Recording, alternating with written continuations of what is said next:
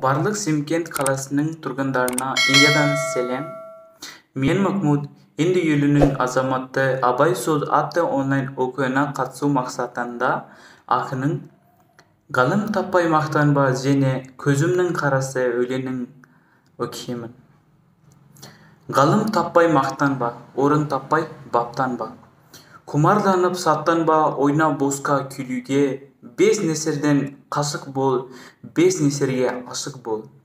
Адам болам десеңіз, тілеуің өмірің алданда, оған қайғы жесеңіз.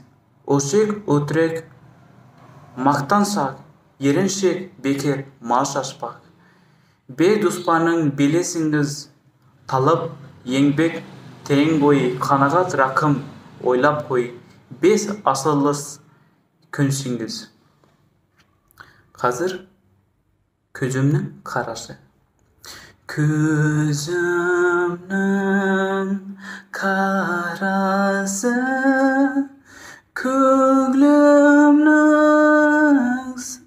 санасы, бітпейді іштегі ғашықтық жарасы.